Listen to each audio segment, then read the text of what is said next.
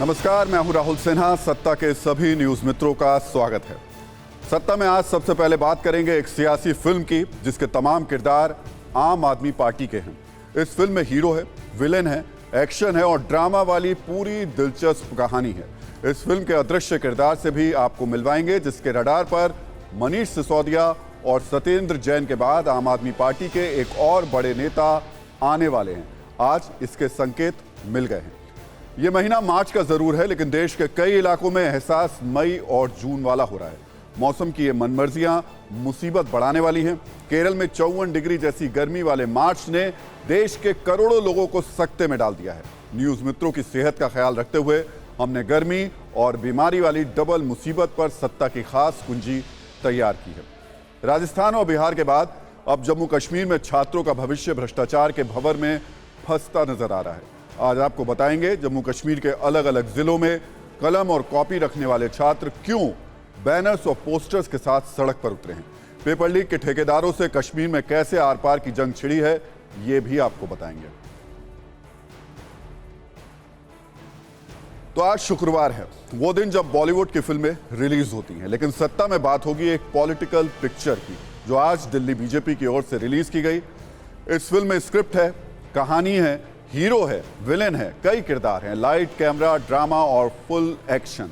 इस फिल्म के तमाम किरदारों में आपकी मुलाकात आपको कराएंगे, पूरी कहानी भी आपको बताएंगे। सत्ता के इस कुंजी के 3 चैप्टर हैं। फिल्म का पहला चैप्टर पोस्टर वाला है जो एक मीम की तरह है, जो दिल्ली बीजेपी की ओर से जारी किया गया। दूसरा चैप्टर वीडियो वाला है जो एक शॉर्ट फिल्म की तरह है। ये लाइट, कैमरा, एक्शन और ड्रामा से भरपूर है। इसका डायरेक्शन किया है बीजेपी ने और आम आदमी पार्टी की छवि को चोट लगी है। और तीसरा चैप्टर ईडी वाला है जिसमें लाइट और कैमरा तो नहीं है लेकिन एक्शन भरपूर है। ये ऐसी कहानी है जिससे आम आदमी पार्टी के लिए जिसमें फूल नहीं है, सिर्फ शूल और कांटे ही हैं। तो सबसे पहले बात करते हैं सियासी फिल्म के पहले चैप्टर की, जो पोस्टर वाला चैप्टर है। ऐसे पोस्टर्स पर सोशल मीडिया पर आम आदमी पार्टी और बीजेपी के टकराव की चिंगारियां फैली रही हैं, वो भी इस कदर कि दोनों पार्टियों के समर्थकों ने माहौल को धुआं धुआं कर दिया। इस पोस्टर को आप गौर से देखिए और दिल्ली बीजेपी की ओर से शुक्रवार को जारी सियासी फिल्म की कहानी और किरदारों को समझिए। पोस्टर पर लिखा है आप प्रेजेंट्स जोड़ी नंबर 1। इसके नीचे लिखा है प्रोड्यूस्ड बाय अरविंद केजरीवाल। साथ में लिखा है इन तिहाड़ थिएटर्स नाउ। सबसे खास बात, इस पोस्टर पर आम आदमी पार्टी के 2 नेता सत्येंद्र जैन और मनीष सिसोदिया को कैरेक्टर के तौर पर दिखाया गया है। सत्येंद्र जैन के साथ लिखा है एक्टर नंबर 1, हवाला घोटालेबाज। साथ में नोटों की तस्वीरें भी हैं। उनके हाथ में नोट को भी दिखाया गया है। बीजेपी की ओर से जारी इस पोस्टर में दूसरा एक्टर मनीष सिसोदिया को बताया गया है। इसमें लिखा है एक्टर नंबर 2, साथ में लिखा है शराब घोटालेबाज। सबसे खास बात यह कि सिसोदिया के हाथ में शराब की बोतल दिखाई गई है जिसमें लिखा है टीचर्स। जाहिर है दिल्ली बीजेपी पोस्टर के जरिए आम आदमी पार्टी को कोसने में कोई कसर नहीं छोड़ रही है। आम आदमी पार्टी के ये दोनों नेता भ्रष्टाचार के आरोप में तिहाड़ जेल में बंद हैं। दिल्ली बीजेपी ने शुक्रवार के दिन इस पॉलिटिकल पोस्टर को रिलीज कर सियासी माहौल को थोड़ा फिल्मी बना दिया। तो आम आदमी पार्टी ईडी और सीबीआई वाले जख्मों पर मरहम पट्टी रही है, तो बीजेपी अपनी क्रिएटिविटी से उसके जख्मों को कुरेद कर जनता को दिखा रही है। पॉलिटिक्स फुल चार्ज पर है। बीजेपी ने सोशल मीडिया पर पोस्टर फायर किया तो सड़कों पर फिल्म रिलीज कर दी।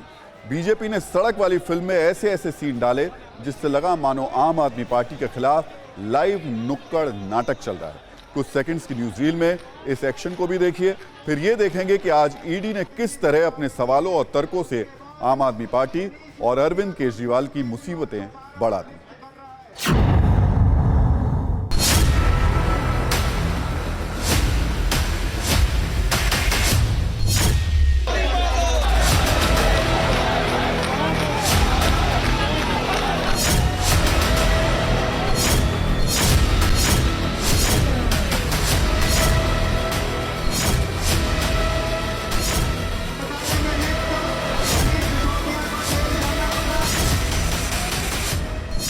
ये तो केवल ट्रेलर है, पिक्चर अभी बाकी है। ये तो महज किरदार है। सत्येंद्र जैन मेन एक्टर है, मनीष सिसोदिया मेन एक्टर है, परंतु जो डायरेक्टर है, जो प्रोड्यूसर है इस पूरे भ्रष्टाचार का, वो भी जेल जाएंगे।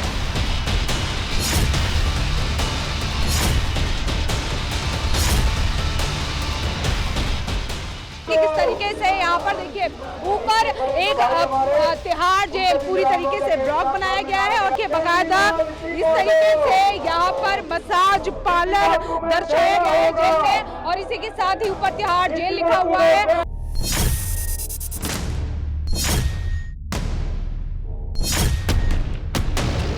अरविंद केजरीवाल जी का भी शायद यही हश्र होगा जो आज मनीष सिसोदिया का हुआ है, जो पहले सत्येंद्र जैन का हुआ। सिसोदिया को जेल जाना पड़ा, लेकिन अभी ये झांकी है, असली फिल्म अभी बाकी है, क्योंकि इस घोटाले का सरगना और इस घोटाले का ये तो सिर्फ बदमाशी है। केंद्र सरकार के इशारे पे सिर्फ जो है पॉलिटिकल विछंटिंग है और कुछ नहीं। क्या कारण है कि भारतीय जनता पार्टी ने गौतम अदानी साहब का कोई पोस्टर नहीं निकाला?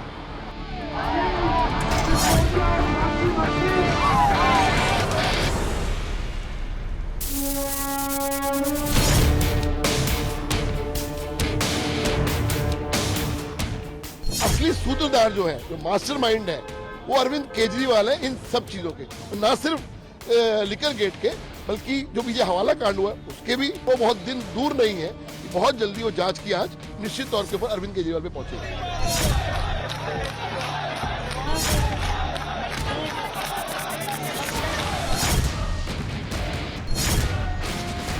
तो ये कहीं ना कहीं अब एक सर्वविदित सत्य हो गया है कि मनीष सिसोदिया के खिलाफ कोई सबूत नहीं है। दरअसल नरेंद्र मोदी जी की सरकार और भारतीय जनता पार्टी उनको परेशान करना चाहती है।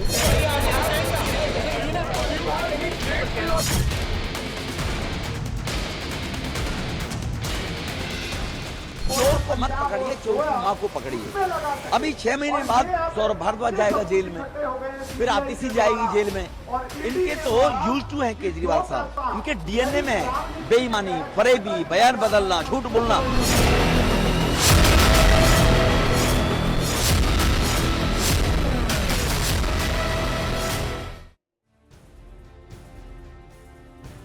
लेकिन दिल्ली की इस एक्शन फिल्म में अभी एक किरदार बाकी है। ये किरदार अदृश्य जरूर है, लेकिन इसका असर बड़े ही भयानक है।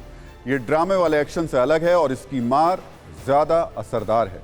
इस किरदार का नाम है ईडी। आपको बताएंगे ईडी ने कैसे अरविंद केजरीवाल को एक और झटका दिया है, लेकिन पहले ये जानिए कैसे जांच एजेंसियों के बाउंसर से आम आदमी पार्टी के बड़े बड़े नेताओं के विकेट गिर चुके हैं। मनीष सिसोदिया जो पहले से ही गिरफ्तार हैं, आज कोर्ट ने 7 दिनों की ईडी की रिमांड पर उनको भेज दिया।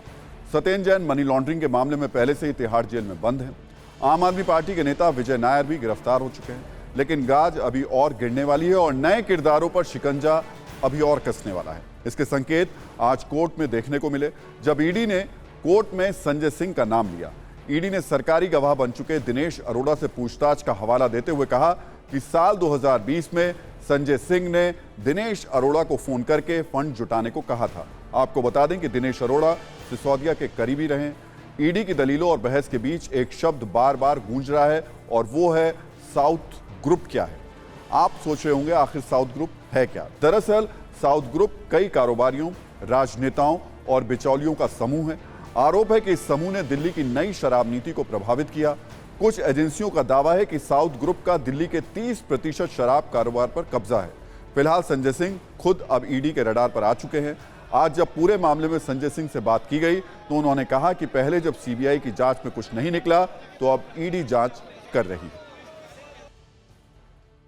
5 दिन सीबीआई ने पूछताछ कर ली, कुछ नहीं मिला। 2 दिन फिर सीबीआई ने पूछताछ कर ली, कुछ नहीं मिला। तब डांट पड़ी ईडी को कि अरे भाई मनीष सिसोदिया तो बाहर आ जाएंगे, उनकी तो बेल लगी हुई है कल, ऐसे कैसे हो गया? तुरंत ईडी को सक्रिय किया गया। आप बताइए 10 महीने से जो ईडी सो रही थी, अचानक उसको लगा कि अरे भाई ये तो बाहर आ जाएंगे, इनको तुरंत गिरफ्तार करो। गिरफ्तार करके तो ये खेल सारा इस देश के लोगों को समझ में आ रहा है। तो शराब नीति केस में गिरफ्तार मनीष सिसोदिया को लेकर ईडी की टीम आज दोपहर 2 बजे दिल्ली की राउज एवेन्यू कोर्ट पहुंची। इसके बाद स्पेशल जज एम के नागपाल के सामने रिमांड पर सुनवाई हुई। कोर्ट रूम में आरोप प्रत्यारोप की बौछार हुई। कोर्ट में ईडी का पक्ष एडवोकेट जोहेब हुसैन ने रखा। ईडी ने कहा कि शराब नीति केस में 7 और लोगों को नोटिस भेजा है ताकि उन्हें सिसोदिया के आमने सामने बैठाकर पूछताछ की जा सके। इसके लिए 10 दिन की रिमांड चाहिए। कोर्ट में कस्टडी के लिए ईडी ने 4 दलीलें रखी। पहला आरोप, सिसोदिया के कहने पर शराब नीति का नियम बदला गया। खास लोगों को 6% की जगह 12% लाभ पहुंचाया, जो एक्सपर्ट कमेटी की राय से अलग था। दक्षिण भारत के ग्रुप को फायदा पहुंचाया गया। दक्षिण के ग्रुप ने आप नेताओं को 100 करोड़ की घूस दी। सिसोदिया का असिस्टेंट विजय नायर इस पूरी साजिश को कोऑर्डिनेट कर रहा था। इस घोटाले में सरकारी तंत्र, बिचौलिए और कई अन्य लोग शामिल हैं। यह भी दावा किया गया कि 1 साल के समय में 14 फोन इस्तेमाल किए गए और बदले गए। इन्हें तोड़ भी दिया गया। सिसोदिया ने इन फोन्स का इस्तेमाल किया जिन्हें दूसरों ने खरीदा था। सिसोदिया ने जांच में सहयोग नहीं किया। मनीष सिसोदिया की ओर से भी तैयारी पूरी थी। सिसोदिया के वकीलों ने भी ईडी की दलीलों का जवाब दलीलों से ही दिया। मनीष सिसोदिया के वकील दयान कृष्णन ने कहा कि दिल्ली में शराब नीति एक चुनी हुई सरकार ने बनाई है। सिसोदिया की ओर से भी कहा गया कि शराब नीति उप राज्यपाल के पास गई, वहां से इसमें संशोधन करने को कहा गया और फिर संशोधन के बाद मंजूरी भी मिली थी। तब अनिल बैजल दिल्ली के एलजी थे। यह भी कहा गया कि ईडी 1 रुपए की जांच नहीं कर पाई। यह कहीं साबित नहीं हो पाया कि विजय नायर की ओर से सिसोदिया को 1 भी रुपया भेजा गया हो। सिसोदिया के दूसरे वकील मोहित माथुर ने कहा कि इन दिनों यह फैशन बन गया है कि जांच एजेंसी अपने अधिकार समझकर लोगों को अरेस्ट कर रही है। सिसोदिया की तरफ से यह भी कहा गया कि आज बेल पर सुनवाई होनी थी, ईडी ने सम्मन नहीं किया था, लेकिन जैसे ही बेल की अर्जी लगाई गई, ईडी ने बुला लिया और बेल पर सुनवाई से 1 दिन पहले गिरफ्तारी हो गई। कोर्ट में तमाम आरोपों, दलीलों पर आम आदमी पार्टी के लीगल सेल के हेड एडवोकेट ऋषि का क्या कहना है, ये भी सुनिए।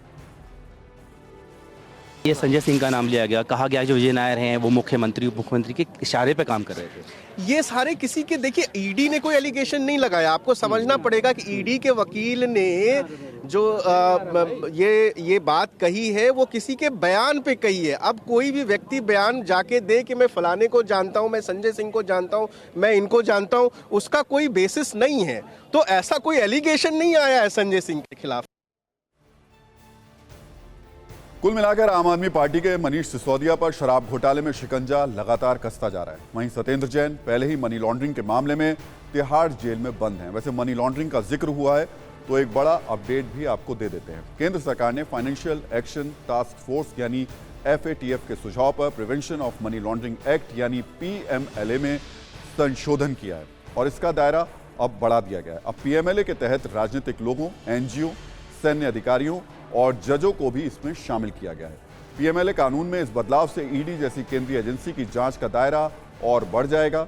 नियम में बदलाव के बाद ईडी अब विदेशों में काम करने वाले लोगों, वरिष्ठ राजनेताओं, राजनीतिक पार्टियों के पदाधिकारियों, वरिष्ठ नौकरशाहों और सैन्य अधिकारियों की भी जांच कर सकेगी और बैंकों को इस तरीके के लोगों के KYC का अतिरिक्त रिकॉर्ड रखना होगा। आप इसे ईडी को मिला शक्तिवर्धक बूस्टर भी कह सकते हैं।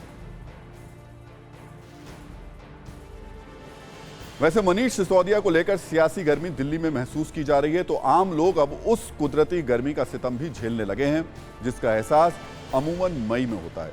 लोग कंफ्यूज हैं कि आखिर सर्दी के बाद सीधे गर्मी कैसे आ गई, आखिर मौसम के चक्र से वसंत ऋतु वाला हिस्सा कहां गायब हो गया। और चिंता की बात यह है कि सूरज की यह तपिश अभी और जलाने वाली है।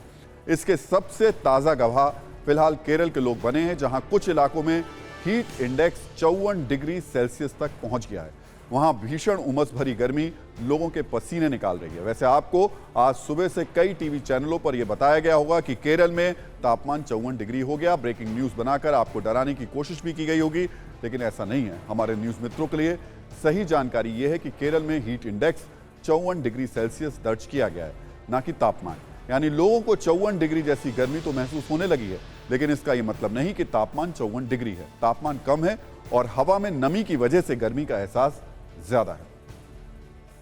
अब न्यूज मित्रों के मन में यह सवाल होगा कि आखिर यह हीट इंडेक्स होता क्या है, तो इस पर भी हमने आपके लिए एक सत्ता की कुंजी तैयार की है। दरअसल हीट इंडेक्स सिर्फ तापमान नहीं होता, बल्कि तापमान और हवा में ह्यूमिडिटी को मिलाकर निकाला जाता है।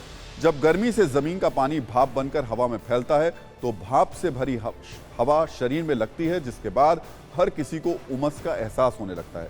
सबसे बड़ी बात यह कि इस हालात में कम तापमान में भी ज्यादा मारक गर्मी महसूस होती है, यानी हीट इंडेक्स ज्यादा होने पर 37 डिग्री के तापमान में रहने वाला कोई शख्स 45 डिग्री के तापमान वाले इलाके में रह रहे व्यक्ति से ज्यादा गर्मी महसूस कर सकता है।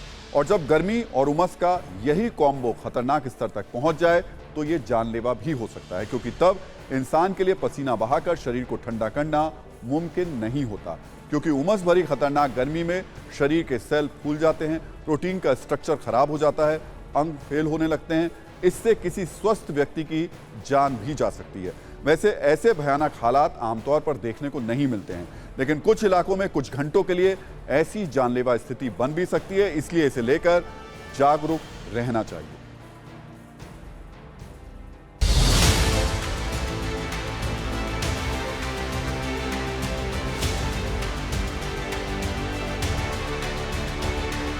आपका जो हीट वेव सिनेरियो है उसमें हम क्या देखते हैं, कोस्टल में जब 37 डिग्री से ज़्यादा होते हैं और डिपार्चर नॉर्मल जो हम 30 साल का लेते हैं वो 4.5 से ज़्यादा होता है।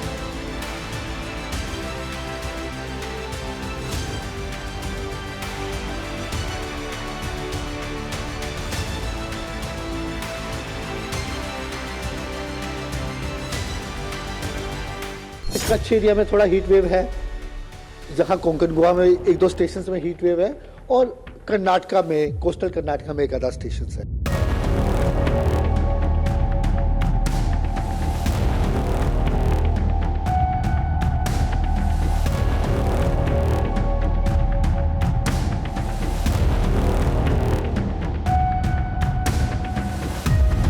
Maximum temperatures, minimum temperatures, heat wave, warm night, humidity, अगर ह्यूमिडिटी नॉर्मल से ज़्यादा है उसका क्या इम्पैक्ट रहेगा, सिमिलरी बिन का, वो हमने डेवलप किया है।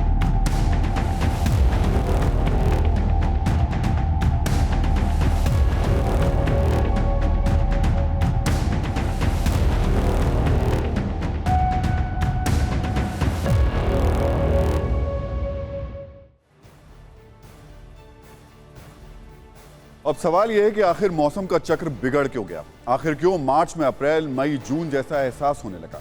क्या ये क्लाइमेट चेंज का असर है? आमतौर पर भारत में मौसम के चक्र में 6 ऋतुएं होती हैं। इनमें सबसे पहले शीत ऋतु है जो जनवरी से फरवरी के बीच होती है। इसके बाद वसंत ऋतु है जो फरवरी से मार्च के बीच आती है, लेकिन इस वक्त मार्च के मौसम में ही गर्मी का एहसास होने लगा है। इसके बाद ग्रीष्म ऋतु जो अप्रैल से जून के बीच रहती है, फिर जुलाई से सितंबर के बीच वर्षा ऋतु, अक्टूबर से नवंबर तक शरद ऋतु और फिर दिसंबर से जनवरी के बीच हेमंत ऋतु आती है। लेकिन पिछले कुछ वक्त में आपने गौर किया होगा कि मौसम का ये चक्र थोड़ा सा हिला हुआ है, जिसके नतीजे आने वाले वक्त में और खतरनाक होने वाले हैं। इसका अंदाजा सरकार को भी है, क्योंकि बदलते मौसम में सबसे ज्यादा खतरा बीमारियों का होता है। इसलिए खुद प्रधानमंत्री नरेंद्र मोदी ने आने वाले महीनों में होने वाली भीषण गर्मी की आशंका को देखते हुए एक अहम बैठक की। पीएम मोदी ने अस्पतालों में व्यवस्थाओं को दुरुस्त करने का निर्देश भी दिया। मैं अभी कुछ दिन पहले मीटिंग कर रहा था और मेरी मीटिंग का विषय यही था कि भाई हीट वेव की चर्चा है तो कम से कम पिछली बार हमने देखा 2 बार हमारे अस्पतालों में आग लगी और वो बहुत दर्दनाक होता है, कोई पेशेंट असहाय होता है। अब पूरे हॉस्पिटल की व्यवस्था को एक बार बारीकी से देखना, हो सकता है एक बहुत बड़ी दुर्घटना से हमें बचा सकता है। मुझे लगता है कि जितनी ज्यादा वहां की व्यवस्थाओं की सटीक जानकारी हमारे पास होगी तभी हम प्रोएक्टिव स्टेप ले सकते हैं। तो भारत में गर्मी को लेकर वर्ल्ड बैंक ने भी हाल ही में एक खतरे का अलार्म बजाया है। वर्ल्ड बैंक ने गर्मी पर एक रिपोर्ट जारी की थी जिसका शीर्षक था भारत में कूलिंग सेक्टर में जलवायु निवेश के अवसर। इस रिपोर्ट में वर्ल्ड बैंक की ओर से जो कुछ कहा गया वो डराने वाला है। इस रिपोर्ट में बताया गया कि भारत में आने वाले वर्षों में ऐसी लू चलेगी कि उसे झेलना तक मुश्किल हो जाएगा। भारत में जल्द ही लू की तीव्रता इंसान की सहनशक्ति के पार चली जाएगी। ऐसी परिस्थितियों को झेलने वाला भारत दुनिया का पहला देश बन जाएगा। इस रिपोर्ट में वर्ल्ड बैंक की ओर से यह भी दावा किया गया कि 2036 तक भारत में गर्मी का मौसम 25% तक ज्यादा लंबा होने की संभावना है। यानी गर्मी का मौसम मार्च से लेकर नवंबर महीने के आखिर तक रह सकता है। गर्मी का सबसे बड़ा साइड इफेक्ट है बीमारी।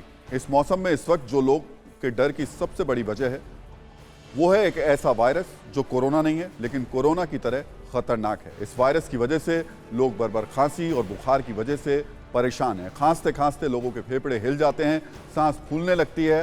हालांकि अभी भी इसे बहुत से लोग सामान्य समझ रहे हैं, लेकिन अब इस खांसी को हल्के में लेने की गलती बिल्कुल भी मत कीजिएगा, क्योंकि अब यह खांसी जानलेवा हो गई है। इन्फ्लुएंजा H3N2 नाम के इस वायरस की वजह से देश के 2 राज्यों में 2 लोगों की मौत के मामले सामने आए हैं।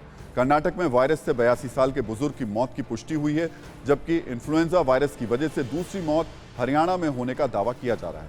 अब तक देश में H3N2 के 90 से ज्यादा केस रिपोर्ट किए जा चुके हैं और चिंता की बात यह है कि इनमें तेजी से इजाफा होता जा रहा है।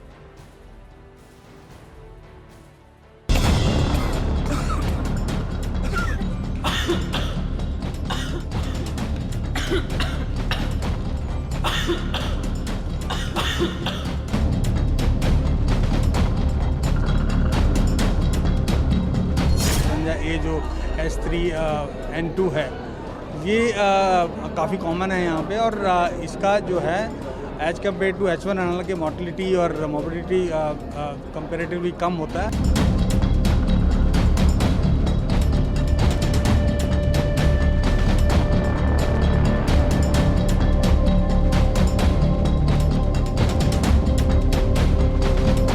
पहले से कुछ ऐसी बीमारियां जिनसे कि उनकी इम्यूनिटी कम हो जाती है, जैसे कुछ दवाई ले रहे हैं या उनके लंग डिजीज है, हार्ट डिजीज है, ऐसे मरीजों में बीमारी भयंकर रूप ले सकती है, निमोनिया हो सकता है।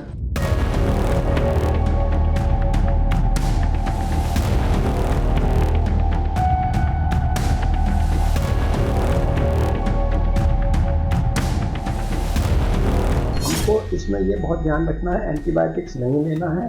सिम्टम्स हैं, अपने डॉक्टर से परामर्श लें, वो प्रॉपर जांच करके उनके द्वारा सुझाई गई दवाइयाँ लें।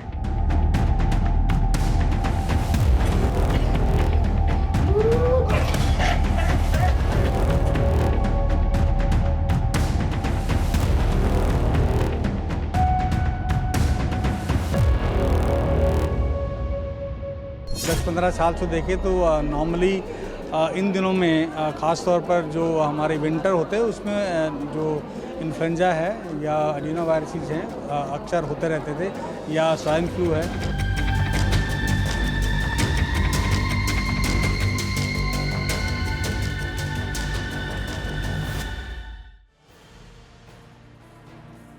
और इस बीच इन्फ्लुएंजा H3N2 पर एक बड़ी खबर आ रही है, जिसके मुताबिक केंद्र सरकार वायरस को लेकर पूरी तरीके से अलर्ट मोड में आ गई है। कल नीति आयोग इस पर एक बड़ी बैठक करने वाला है, जिसमें राज्यों में मौजूदा हालात की समीक्षा की जाएगी।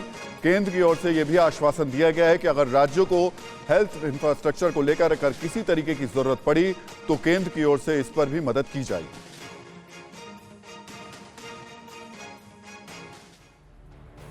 तो सरकार भी इन्फ्लुएंजा ए वायरस के खतरे को समझ रही है, इसलिए खांसी और बुखार के लिए जिम्मेदार इस वायरस को कोविड जैसा कहा जा रहा है। उसकी वजह भी समझिए। जिस तरह कोरोना सीधे फेफड़ों पर अटैक करता है, वैसे ही इस वायरस की वजह से भी फेफड़ों में बेहद खतरनाक संक्रमण हो रहा है। जिस तरह से कोरोना में शुरुआती लक्षण खांसी और बुखार के साथ शुरू होते हैं, उसी तरह इन्फ्लुएंजा H3N2 से संक्रमित व्यक्ति में लक्षण की शुरुआत खांसी बुखार से ही होती है। जैसे कोरोना एक शख्स से दूसरे शख्स में फैलता है, उसी तरह इन्फ्लुएंजा ए नाम का ये वायरस भी एक दूसरे के संपर्क में आने से तेजी से फैल जा रहा है। कोरोना के कई केसेस में मरीजों को ठीक करने के लिए डॉक्टर्स स्टेरॉइड का इस्तेमाल कर रहे हैं, तो इस वायरस के लिए भी ICMR की ओर से अलर्ट जारी किया गया है कि खुद से किसी भी तरीके की एंटीबायोटिक दवाओं का इस्तेमाल ना करें। जैसे खतरनाक कोरोना वायरस ने शहर शहर अस्पतालों में लंबी लाइनें लगवा दी थी, ठीक वैसे ही इस वायरस की वजह से भी अस्पतालों में मरीजों की संख्या बढ़ती जा रही है।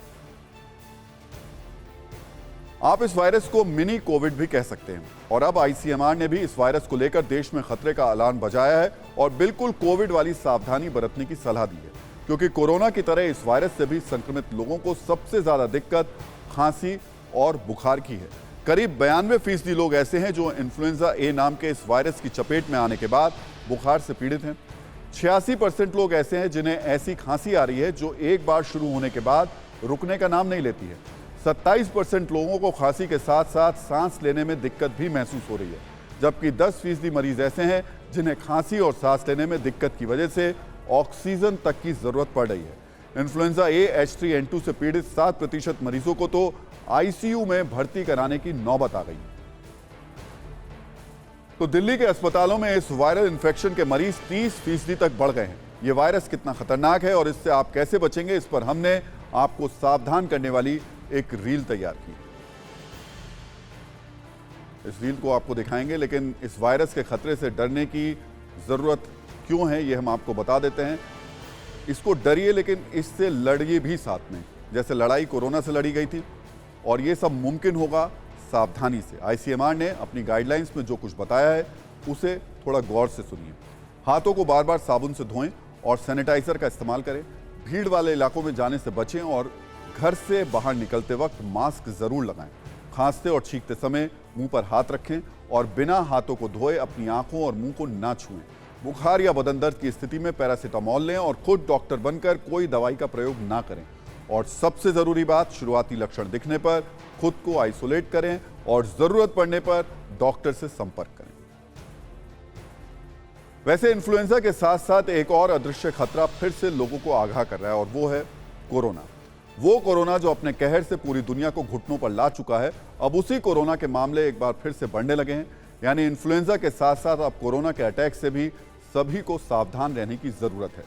देश में पिछले 3 हफ्तों से कोरोना के मामलों में अचानक तेजी देखने को मिली है और पिछले हफ्ते के मुकाबले इस हफ्ते कोरोना के केस में 63% का इजाफा हुआ है। यानी 20 से 26 फरवरी के बीच कोरोना के 1163 मामले सामने आए, लेकिन इस वक्त इनकी संख्या करीब 1900 है। यानी आने वाले दिनों में आपके लिए चैलेंज बहुत ज्यादा बढ़ने वाला है और आपके लिए जो 3 टास्क हैं वो तेजी से बढ़ती गर्मी, इन्फ्लुएंजा, H3N2 वायरस और कोरोना के बढ़ते केस हैं। इसलिए आपको सावधान रहना है, क्योंकि सावधानी से ही आपकी सेहत की सत्ता दुरुस्त रहेगी।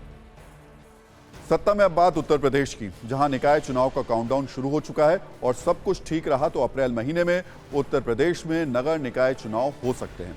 निकाय चुनाव में ओबीसी आरक्षण को लेकर बनाए गए पिछड़ा वर्ग आयोग ने मुख्यमंत्री को जो रिपोर्ट दी, उसमें कैबिनेट ने पिछड़ा वर्ग आयोग की रिपोर्ट को मंजूर कर लिया है।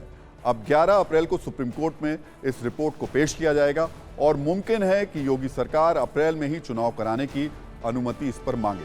आपको बता दें कि निकाय चुनाव में मेयर, नगर पालिका और नगर पंचायत के लिए मतदान होता है। अगर अप्रैल में ये चुनाव हुए तो साल भर बाद होने वाले लोकसभा चुनाव से पहले पता चल जाएगा कि किस पार्टी में कितना दम है और यूपी का मूड क्या है।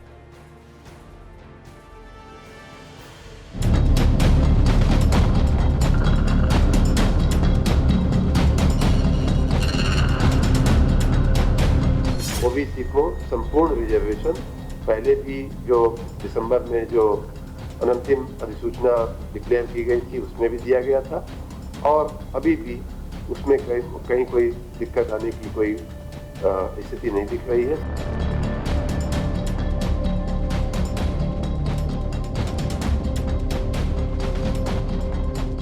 रास्ता वही है कि ओबीसी 27% रिजर्वेशन होना चाहिए उनका, और पॉपुलेशन अगर कम है तो कम होगा। मैक्सिमम जो कैप है 27% की है।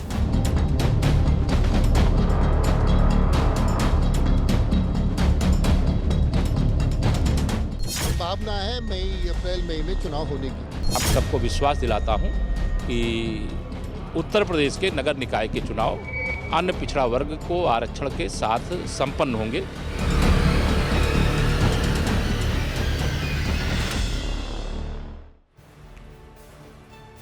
वैसे योगी सरकार शुरुआत में बिना ट्रिपल टेस्ट के ही निकाय चुनाव कराने की तैयारी में थी। 5 दिसंबर को चुनाव का नोटिफिकेशन भी जारी कर दिया गया था, लेकिन इलाहाबाद हाईकोर्ट ने नगर निकाय चुनाव में आरक्षण को रद्द कर दिया था। फिर कोर्ट के आदेश के बाद ओबीसी आयोग का गठन किया गया, क्योंकि नियमों के मुताबिक निकाय चुनाव में ओबीसी कोटे का आरक्षण ट्रिपल टेस्ट के हिसाब से होता है। ये ट्रिपल टेस्ट क्या होता है ये भी आपको बता देते हैं।